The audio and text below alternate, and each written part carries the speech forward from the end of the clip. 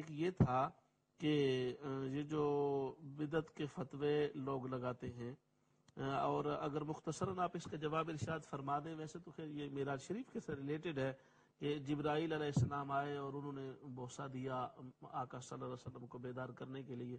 تو کسی مقرر کا انہوں نے حوالہ دیا کہ اس نے کہا یہ بے سر و پا بات ہے، اس کی کوئی اتھینٹسٹی نہیں ہے اور یہ مستند نہیں ہے. بسم اللہ الرحمن الرحیم. معزز کالر جس نے یہ کہا ہے، فرمایا ہے کہ اس طرح کی باتیں کسی مقرر نے کی ہیں، تو میں یہی بات عرض کر سکتا ہوں کہ بعض مبلغین کے بارے میں یا بعض بیان کرنے والوں کے بارے میں سرکار دو عالم علیہ السلام نے فرمایا کہ ایک زمانہ آئے گا کہ ممبروں پر جو ہے بندر ناچیں گے.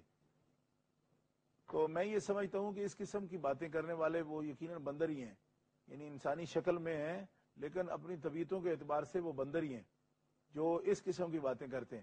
اب دیکھیے سیرت طیبہ کی معتبر کتابوں میں جو واقعات آئے ہیں ان کو اس انداز سے جھٹلا دینا کہ نبی کریم علیہ السلام کی شان مبارک میں استخفاف شان رسالت ہے، اس میں تخفیف کرنے والی بات ہے اور وہ بندہ شان چھپانا چاہتا ہے. اس کو یہ سمجھ آنی چاہیے کہ اگر دلائل النبوہ شریف میں امام بیقی جیسی ہستی، دلائل النبوہ میں امام اصفہانی جیسی ہستی، مواہب الدنیا میں امام زرقانی جیسی ہستی، سبحان اللہ، اور مشکات شریف میں یہ احادیث مبارکہ موجود ہوں، تو اس کو یکسر یہ کہہ دینا کہ یہ جناب بے سر و پا باتیں ہیں. بے سر و پا باتیں ہیں جو اتنے بڑے اولیاء اللہ نے، جن کو اللہ جل شانہ کی تائید حاصل تھی اور جن کے ایک ایک لفظ پر وہ استخارہ کرتے تھے، ایک ایک صفحے پر استخارہ کیا ہے، خوابوں میں سرکار مصطفیٰ کی زیارت کی ہے اور متقی تھے، پرہیزگار تھے.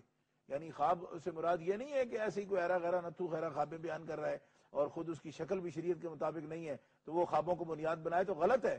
لیکن ایک آدمی جو جھوٹا نہیں ہے، جس کے سچا ہونے پر پورے عصر زمانہ متفق ہو اور جس کا کوئی سیاسی شعبدہ بازی اس کا مقصد نہ ہو، اور وہ شخص جو ہے متقی، پرہیزگار، ورع، تقوی اور اس کی ریاضت، عبادت، مجاہدہ سب کچھ اس پر امت گواہ ہو، اور رجال میں جب اس پر بحث کی جاتی ہے تو اسماء الرجال میں بھی اس پر کوئی جرح نہ کر سکے، ایسے آدمی کی بات کو یکسر اس طرح کہہ دینا جی بے سر و پا بات ہے، یہ بہت بڑی جرت ہے.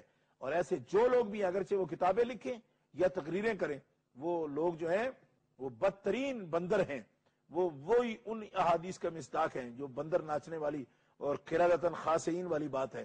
اس طرح کے دھتکارے ہوئے لوگ ہیں کہ جن کو خدا کی مار ہے کہ وہ جو بھی سیرت طیبہ کی بات آتی ہے اس پر ان کے چہرے پھول جاتے ہیں. ان کو یہ سمجھنا چاہیے، ان کے جو چہرے ہیں وہ رنگ ان کے بدل جاتے ہیں کہ من استخف بجنابہ ہوا کافر ملعون فی الدنیا والآخرہ. جو بھی شان رسالت چھپانے کی کوشش کرتا ہے وہ ملعون ہے، دنیا و آخرت میں اس پر لعنت ہے اور وہ دائرہ اسلام سے خارج ہے. اور جو شان رسالت پر کھل اٹھتا ہے وہ مسلمان ہے. رہ گئی یہ بات کہ ان کو اگر زوم ہو کہ ہم احادیث کو جانتے ہیں، تو کون سا واقعہ ہے ایسا جو احادیث میں نہیں؟ کیا براق کا ذکر احادیث صحیحہ میں نہیں، بخاری مسلم میں نہیں ہے؟ کیا قبر موسیٰ پر رکنے کا بخاری مسلم میں ذکر نہیں ہے؟ کیا حضرت عیسیٰ علیہ السلام کی جائے ولادت پر نبی کریم علیہ السلام کا نوافل ادا کرنا اور دعائے خیر و برکت کرنا امت کے لیے کیا امام نسائی نے نقل نہیں کیا ہے؟ کیا مسجد اقصی شریف میں سارے ائمہ انبیاء کرام کا جمع ہونا کیا سیاستہ میں اس کی روایت نہیں ہے؟ کیا براق کا تذکرہ، براق کی لگام پکڑنے کا ذکر اور پورا جلوس جو ہے ملائکہ کا امام حاکم نیشہ پوری کیا اس کو نقل نہیں کر رہے؟ کیا بخاری شریف میں براق کی ساری کیفیات کی، اس کا قد کتنا ہے، لمبائی کتنی ہے، اونچائی کتنی ہے، فوق الحمار دون البغل، کیا یہ لفظ صحیح مسلم شریف کے اندر موجود نہیں ہے باب الاسراء کے اندر؟ اگر یہ نہیں ہے تو ہم اس کے ذمہ دار ہیں. قبر موسیٰ کا ذکر نہ ہو ہم ذمہ دار ہیں، اور مولد عیسیٰ پر اگر دعائے برکت کرنے کا ذکر نہ ہو ہم ذمہ دار ہیں.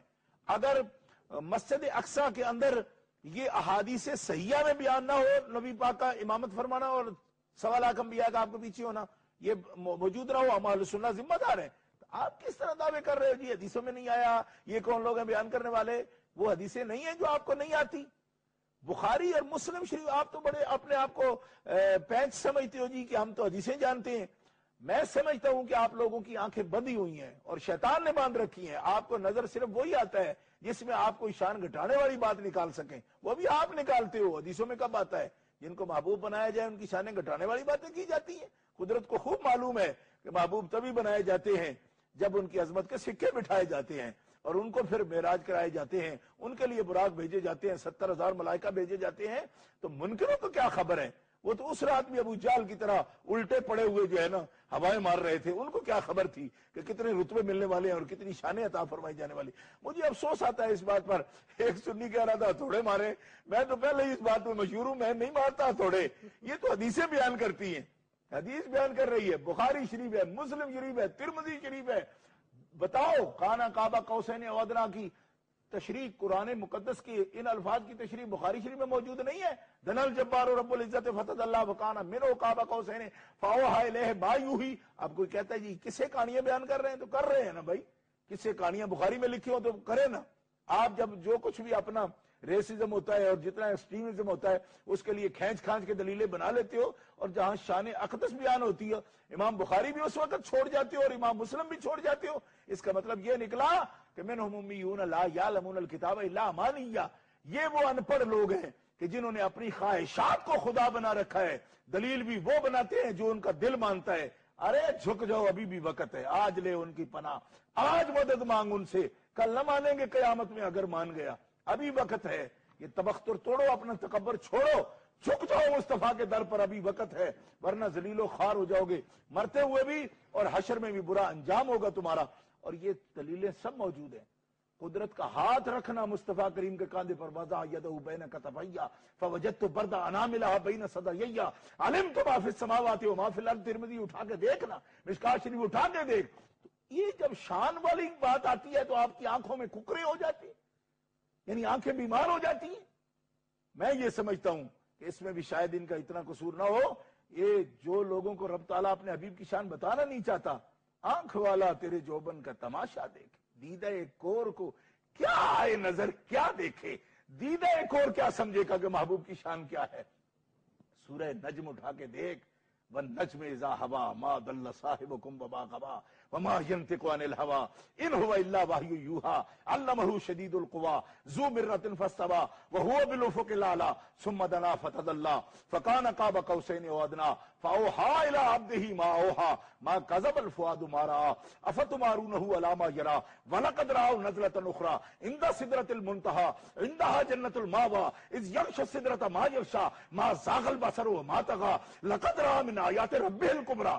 ارے یہ آیتیں پڑھ کے دیکھ، اور اگر تو یہ سمجھتا ہے کہ ترجمے والے ڈنڈی مارتے ہیں تو بخاری اٹھا کے دیکھ، میرے آقا کی حدیثیں ایک ایک لفظ کی تشریح فرمانے والی ہیں کہ یہ تو سارا قصہ ہی بیان ہو رہا ہے قرب خداوندی کا، اور لامکان پر جو کچھ پیش آیا ہے اس کا بیان ہو رہا ہے، جس کی خبر ماں وہاں کہہ کے فرمایا جا رہا ہے کہ جبریل امین نہیں جانتے کہ کتنی باتیں ہم نے کی اور کیا کی، تم کیا جانو۔ وہاں تو عقل جو ہے اس کی پرواز تھم گئی ہے، اور جبریل امین وہاں رک گئے ہیں۔ اس مقام کی بات کرتے ہوئے ذرا سنبھل کے بات کیا کرو، اس فریڈم کا ناجائز فائدہ مت اٹھاؤ، اس دن فریڈم نہیں ہوگا، بڑے جوتے پڑیں گے جہنم کے اس کے منہ پہ جو مصطفیٰ علیہ السلام کی شانوں کا اس دنیا میں منکر ہوگا۔ اتنا بھی تکبر نہ کرو کہ ان کی شان کے منکر بن جاؤ جو نائب مطلق ہیں ذات باری تعالیٰ کے، اور احکم الحاکمین جل وعلا کا وہ نائب مطلق اور وزیر اعظم ہے اس دھرتی پر، اور سب جہانوں کے لیے اللہ نے ان کو اپنی محبوبیت کا رتبہ عطا فرما کے بھیجا ہے۔ ابھی وقت ہے، اس لیے زیادہ بات کرتے ہیں آپ کے ساتھ کہ ابھی وقت ہے، اور آپ کے بارے میں بھی یہ ہمدردی رکھتے ہیں کہ ہم کو زیادہ جہنم کے بھرے جانے پر اس پر خوشی نہیں کر سکتے کہ آپ لوگ جہنم خرید رہے ہو۔ ابھی وقت ہے، سید ہونے کے ناطے، آل رسول ہونے کے ناطے پھر ہمیں ترس آتا ہے، اور اب یہ کہتے ہیں کہ آپ کو ابھی بھی وقت ہے، موت سے پہلے پہلے آپ کو در مصطفیٰ پہ جھکنا چاہیے، کیونکہ یہی در ہے، بخدا خدا کا یہی ہے در، نہیں اور کوئی مفر مقر۔ بھاگو گے تو کدھر جاؤ گے، اور کوئی جائے قرار ہی نہیں ملے گی۔ بخدا خدا کا یہی ہے در، نہیں اور کوئی مفر مقر، جو وہاں سے ہو یہیں آ کے ہو، جو یہاں نہیں تو وہاں نہیں۔